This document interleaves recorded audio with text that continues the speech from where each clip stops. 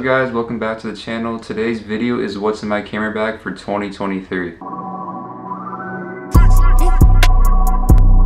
So in last year's video, my main camera was the Sony a7 II, and I actually don't really use it as much. I more use it as a secondhand camera. And now for lenses, we still have the same few lenses. I have the kit lens that came with the a7 II. Don't really use it that much, more of just for quick little vlog content for YouTube. But even with that, I still need to get better at uploading, so as you could imagine, don't really use this a whole lot. Now the next lens, which is my main lens, I said this in the last video, and I'll say it in this one, Sigma 85mm f1.4 art. This is my go-to lens for literally everything. This has been like my favorite lens since I've had it. I've had it since towards the end of 2020, so over 2 years now. Probably about 95% of anything you see on my Instagram, TikTok, YouTube is with this lens right here. The only time I don't really use this lens is when I'm doing this setup right here because it's so high of a focal length, so I have to use a wider lens angle. This is my next lens, which I'll cover in a little bit. This lens right here, I really love the look of it. I love the focal length of 85mm. Having the ability to go down to f1.4 is really nice and makes your photos really nice and sharp. And the clients and brands I work with really love the photos, and so do I. So it's to me, it's a no-brainer. If you do portraits, I highly recommend this lens. And it's actually even pretty good for basketball photography for my job as well. Now, the next lens that I use, which was in the last video, and I'm currently using it on the camera right now, is the Sigma 35mm 1.4. This one I use more for a little more versatile than the 85 because I can use it for video setups like this right here. I use it for my Tip Tuesdays videos for Instagram and TikTok. I use it for my series, which is coming soon, Film Fridays. I use it for just wide angle shots, a lot more like streetwear kind of style. And then going from the 85 to a 35, it's a very big difference. One is very wide angle and one is a lot more close up. Having the option to switch between the two, to me, is really cool, and it's a nice feature to have. So the next thing that I have is my DJI Mini 2. I don't use this a whole lot. I more have got this for the long term and just kind of for fun. I did get a lot of content with it in the summer, especially when doing some traveling and day trips and just any types of like scenery environment. I was using this for sure, and it got the job done, and it got exactly what I wanted, and I really love how this work turned out. In the summer, I went to Pismo Beach and was flying this about literally everywhere I went.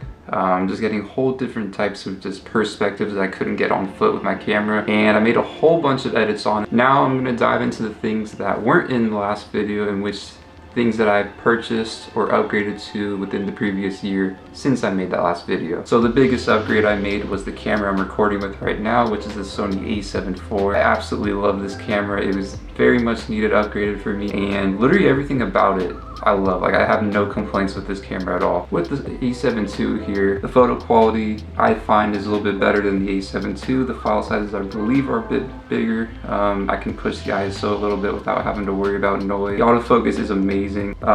It also has 4K 60 FPS. That is a really nice feature. On this camera here, it was only 1080p with, I believe, 24 or 30 FPS. Now the next thing in my camera bag is the Godox V863. Now I don't do a whole lot of flash photography, especially if you are following on Instagram, you see I do a lot of like natural lighting, but I think it is very essential to have a flash, because if I get booked for an event and it's kind of low light, I have the flash ready. This was just kind of another long-term kind of purchase where I was like, okay, in the situation where I'm going into a shoot and I think, okay, I might need a little extra light, I have this flash here. There's a shoot I can put on screen where I was with one of my model friends and we're like, okay, we like this area, we like the vibe, but it's a little dark. So I put on the flash and we got exactly what we wanted, and it just kind of gave a nice look to the image as well. But yeah, as I was saying, it's nice to have one of these just because you never know what kind of situation you can go into.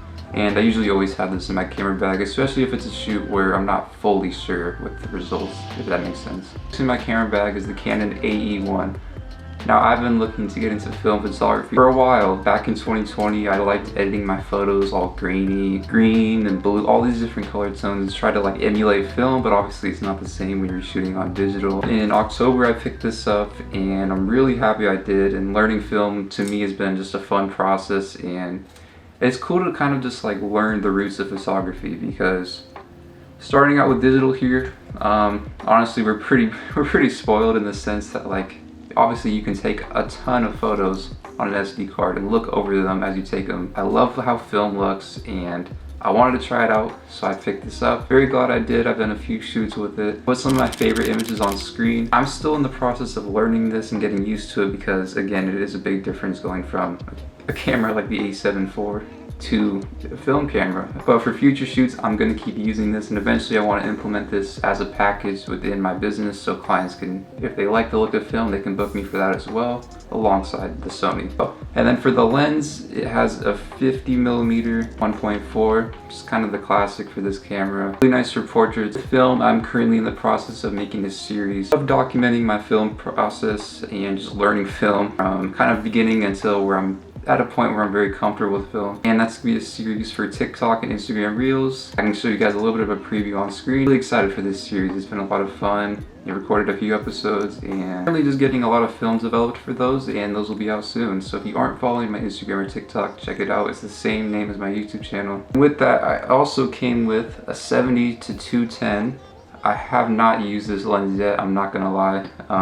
I will eventually when I see a need for it. Just because right now I'm just more of learning the basics of film and just learning how to properly expose and focus. And the 50mm I feel like it's easy for me to learn with that. So eventually when I'm more comfortable with film, I'll try this out for some shoots because I don't have a 70-200 for Sony, so I think this would be a good way to kind of get a feel for that focal length. I'll jump into all the accessories I have in my camera bag. The first one is this light bar. I forget the name, but I'll put it on screen. It's really nice. Sometimes I'll even put it in the back of my setup right here for lighting. Obviously for night shoots, really nice. I'll put a shoot on screen that I did with one of my friends. It's really nice just to have a light bar. I think just make your photos a lot more creative and unique, and just having that little bit of light in the background or even just right here on the subject turns out for really cool images. And going into future shoots that I have planned, I'm definitely gonna be using this, so you'll see a lot more of this as well. Now the next things that I have in my camera bag are just multiple filters. So right here I have a pack of filters for my drone. These are just more of ND filters. I forget exactly which one on here I was using, but in the summer when I was in Pismo Beach, on the days where it wasn't cloudy and it was nice and bright, these came in very handy and just kept it from blowing out the highlights in my videos. And if you have a drone, you definitely have to have some of these. They're very important, very essential. Now the next thing I have is some camera film. Now I don't want to fully take it out, but I have Portra 400. That is my go-to. I've only ever shot so far 2 rolls of film, and here's 2 more rolls of Portra 400 with 36 exposure. I really like the look of Portra 400, and I'm just gonna keep moving forward with that look. It's honestly probably my favorite roll of film. Put some results on the screen. As you can see, I just really like the warm look of the photos. This laundromat shoot right here, I feel like the Portra 400 fit really nicely, and you have like the nice moody tones and the greens, and I feel like it kind of captured the mood and kind of look I was trying to convey within this shoot. Now the next thing I have in my camera bag, which you can see right here, is the Rode Wireless Go 2. I absolutely love this thing. This is probably one of my favorite purchases from last year as well. I got this in probably November. I just really love like the clip-on mics. And for future videos, I really think this is gonna be very essential for shoots. In my multiple different series that I have the Tip Tuesdays, which I always have this on. I usually have it right here. In the Film Friday coming soon, I have the models mic'd up. I saw that last minute look. I was like, hold it. I'm leaning. Pause. Yeah, do it. And then look out that way. Come on. I'm sorry. And it's really nice at just capturing like little funny moments and comments between me and the model going back and forth. And it gets rid of all the background noise, because if I were to just use my regular microphone, you'd be capturing every bit of audio, and for those series I don't want that. So really happy with this purchase. I even did a little interview portion for my brother's brand, Hoopology. Quality was amazing, and it just got rid of all the background noise. And again, just highly recommend this if you like that kind of clip-on mic, run and gun film. It is wireless. Highly recommend this. The quality, really love it. And I'm very excited to show you guys the series that I have coming. Stay tuned, guys. Now for the last few things in my camera bag are filters. Now these are all for my Sigma 85mm, because as I mentioned earlier, that is my main lens I use for portraits. And these lenses come in very handy. So this one right here is more of a ND filter. Obviously, you know, if it's super bright out, this helps with the highlight. Don't really need this a whole lot, mainly because I shoot during golden hour.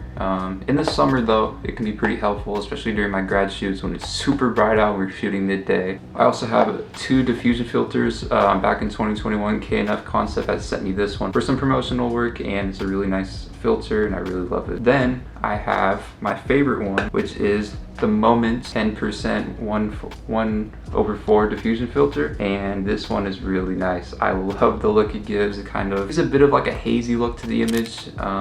Kind of softens your image as well. I know people have different opinions with these types of filters, but I just, again, really like the look of it. I think it's kind of cool to kind of soften the images and softens the light within your image. So whenever I do golden hour or sunset portraits, this is really nice. It gives a really nice summer, warm look to the image, and it just kind of adds a bit more to the aesthetic of my images, and overall we're really happy with this. And then two more other things that I have in my camera bag which stay in there at all times are those little lens cleaners. So if the front of my lens is dirty, I'll just go here and just kind of spray there, and it gets all the little dust particles out. And then the other thing I have is just an SD card carrier, because there are times where SD cards fail or even get full. But it's always good, and I always have these empty just in case I ever need one. Now, for my actual camera bag, I did upgrade it in the summer of 2022. This is from Bag Smart. I believe I got it on Amazon. This camera bag I really love, and I feel like it was needed because, again, I have a lot more gear to work with. Obviously, I don't bring everything that you see in this video to every single shoot, but for this, especially with traveling, I could put camera down here, 85 here, 35mm here, and then from here, I usually put all my batteries here. If I need to hold another lens here, and then if I'm traveling, drone goes here, remote for the drone, filters, microphones, literally everything. And then from here I have a little thing here, and I have a weather protection in this pouch here, and I can store stuff here as well. But with that being said, I hope you guys did all enjoy this video. Let me know what other types of photography related videos you'd like to see. I have a few videos that will be coming eventually this year. I can't promise I'm being consistent with uploading on here, just because I'm really more focused on the business side and a lot more busy with working with clients and now brands. So just bear with me. Whenever I do have free time like I do right now, I will work on videos. If you'd like to see a video on my everyday essentials for photo shoots, let me know for that, because obviously I'm not going to bring everything that you see in this video into my camera bag, but this is just more of showing what I have and what I use. And yeah, with that being said, I hope you guys all enjoyed, and I'll see you in the next one.